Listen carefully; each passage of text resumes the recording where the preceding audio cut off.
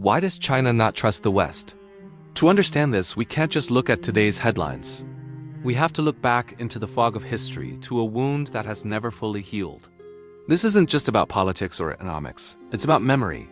A memory of fire, smoke, and shattered pride that shaped the soul of a nation. For China, the story begins not with a handshake, but with a warship. It's called the Century of Humiliation, a period stretching from 1839 to 1949. But century doesn't capture the feeling. It was 110 years of forced submission. It started with opium.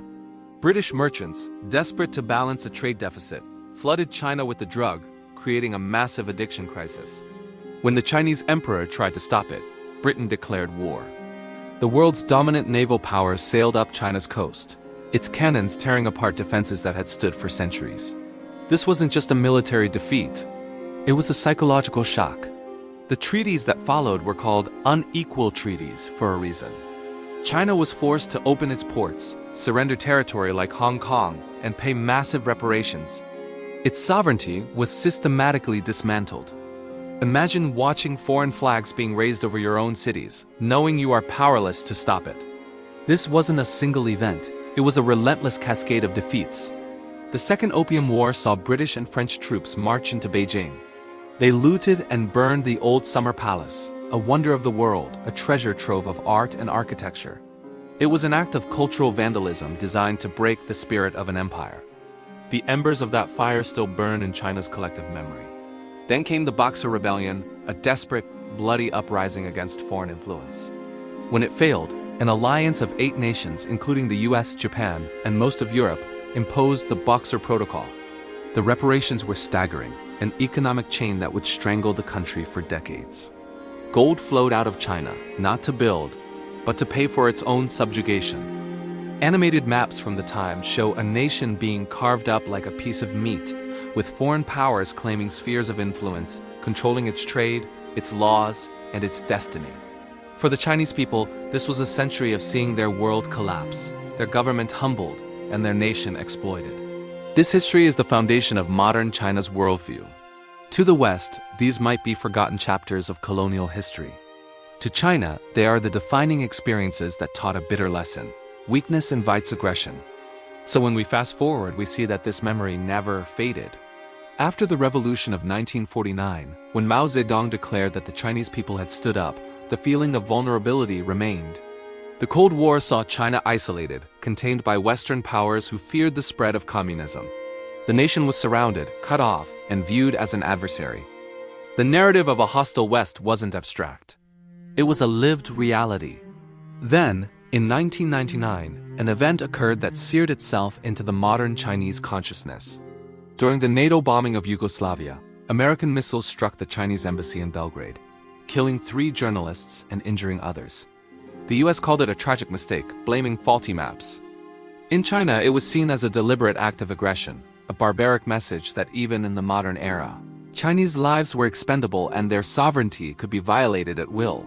Protests erupted across China.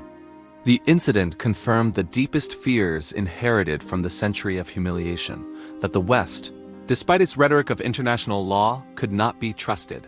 This pattern of perceived hostility continues into the 21st century.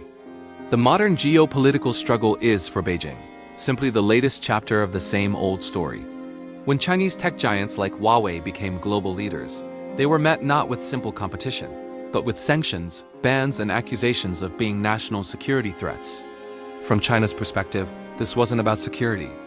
It was about suppressing a rising competitor. It was the modern equivalent of cannon boat diplomacy, using economic and political tools instead of warships to keep China down. The fear is that whenever China achieves something, the West will move to contain it. The distrust is not just political. It's visceral, born from a history of being targeted, exploited, and humiliated.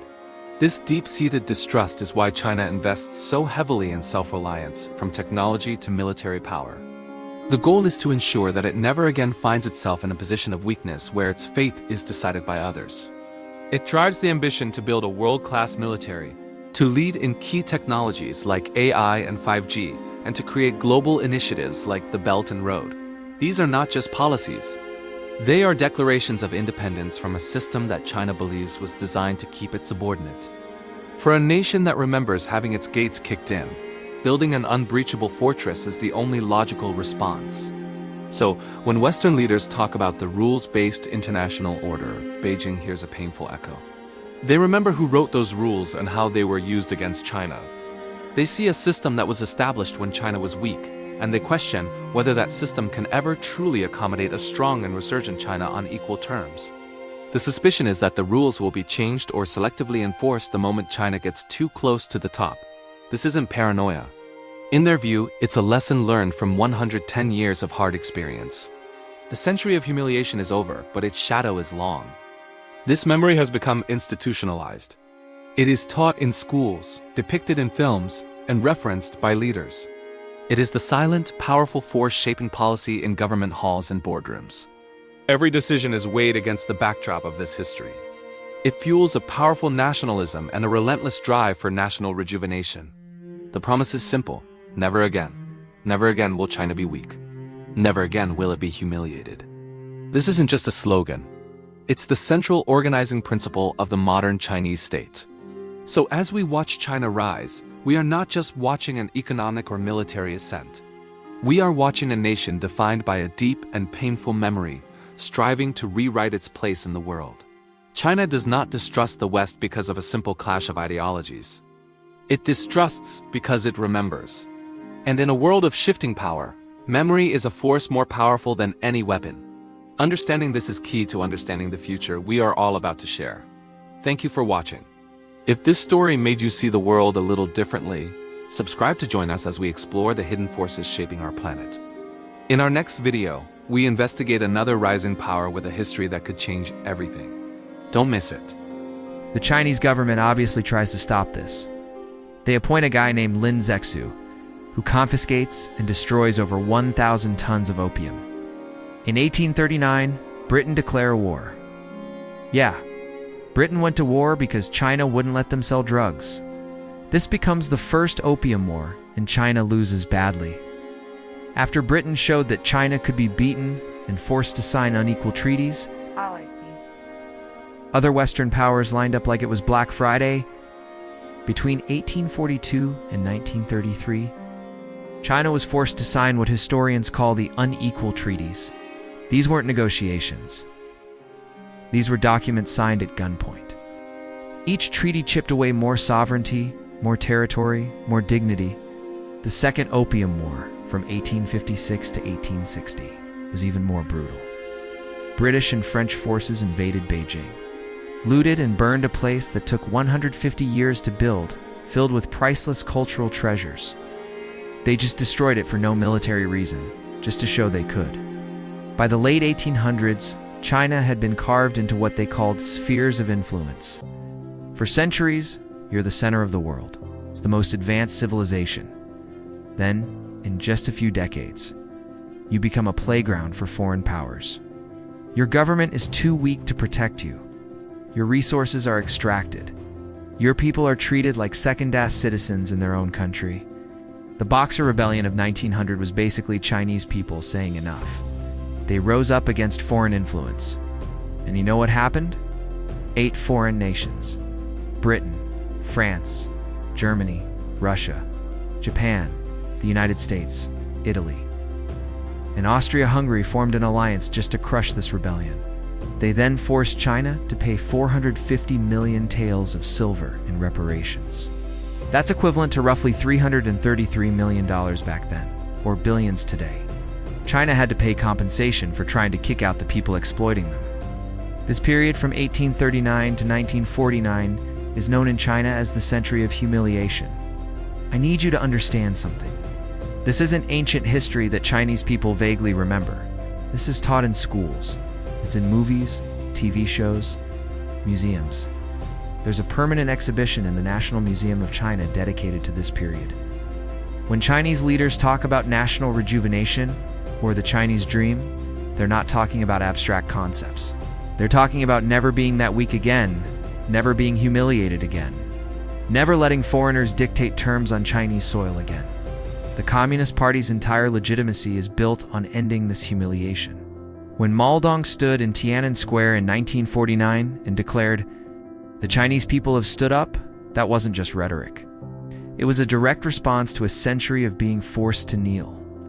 So China finally gets rid of foreign control in 1949. They're ready to rebuild. But does the West welcome them? Not even close. During the Cold War, the United States and its allies basically tried to isolate and contain China. There was a complete embargo on trade. China couldn't join the United Nations for over 20 years. Taiwan held their seat instead. Military alliances surrounded China's borders. The message was clear: we don't accept you as an equal. The Korean War from 1950 to 1953 reinforced this. Chinese and American soldiers fought directly. Over 180,000 Chinese soldiers died. From China's perspective, American forces were right on their border, threatening their security. Then there's Vietnam. The United States fought a war in China's backyard, partly to contain Chinese influence. Even after China began opening up in the 1970s, the relationship was always transactional, never trusting. Fast forward to recent decades, China opens up, joins the global economy, follows the rules. They joined the World Trade Organization in 2001. They think, okay, we're playing by your rules now. We're part of the international system. But from China's view, the West keeps moving the goalposts. Take technology. For years, Western companies were happy to do business with China to outsource manufacturing there to access that massive market. The moment China starts developing its own technology companies, Huawei, ZTE, TikTok, suddenly there are national security concerns, bans, sanctions, restrictions. The United States banned Huawei from 5G networks and pressured allies to do the same. Whether you think those security concerns are valid or not, here's how China sees it. When you were buying our cheap manufactured goods, there was no problem. Now that we're competing at the high-tech level, suddenly it's a threat. Or look at the South China Sea. China has territorial disputes there. Sure. But from their perspective, the United States has military bases surrounding them in Japan, South Korea, Philippines, Guam. American aircraft carriers regularly patrol waters thousands of miles from America, but right next to China. Imagine if Chinese warships were constantly in the Gulf of Mexico. How would America react? Then there's the whole China threat narrative. Every few years, there's a new angle. China's taking our jobs. China's stealing technology. China's committing human rights abuses. China's engaging in debt-trap diplomacy. China's preparing for war. Some of these criticisms have merit, but China sees a pattern. No matter what they do, the West finds reasons to contain them. This is a moment that gets overlooked in the West, but is burned into Chinese memory. In 1999, during the NATO bombing of Yugoslavia, American bombs hit the Chinese embassy in Belgrade. 3 Chinese journalists were killed. 20 others were injured. The United States said it was an accident, that they were using outdated maps. But think about the timing. NATO, led by the United States, was bombing a country without UN approval. They hit an embassy, which is supposed to be absolutely off-limits under international law. And the explanation was, oops, wrong map, whether it was truly an accident or not. The message China received was clear. International law applies when it's convenient for the West. Sovereignty is respected when it suits Western interests. In Chinese lives, well, mistakes happen. Thousands of Chinese students protested outside Western embassies. The Chinese government was furious. The deeper lesson was reinforced. The West operates by might, not by the rules they claim to uphold. So here we are today. China is strong now. Second largest economy in the world, soon to be first. They have advanced technology, a powerful military, growing global influence, and they remember everything. When Western leaders talk about the rules-based international order, China hears the order we created when you were weak. When they talk about free trade, China hears free when it benefits us, restricted when you get too competitive. When they talk about human rights, China hears a weapon we use against you, but ignore when our allies violate them. Is all of this fair? That's not the point. The point is this, is the lens through which China sees the world. and it's a lens shaped by 180 years of experience. China's foreign policy today makes sense only through this historical trauma. This is why we should care about all this. China isn't going anywhere. They're not going to collapse. They're not going to become a Western-style democracy. They're not going to forget their history. The West and China are locked in a competition that's fundamentally shaped by this deep historical mistrust. Trade wars, tech restrictions, military buildups, alliance formations, all of it traces back to this. Can trust ever be rebuilt? Honestly, it's hard to see how trust requires vulnerability. And China has learned that being vulnerable leads to exploitation. It requires forgetting the past. And China has made remembering the past a core part of national identity. The century of humiliation ended in 1949, but its shadow stretches into the 21st century and beyond. China remembers, and that memory is now policy. Thanks for watching. If you want to understand how China's century humiliation started with the opium trade, watch the next video on your screen.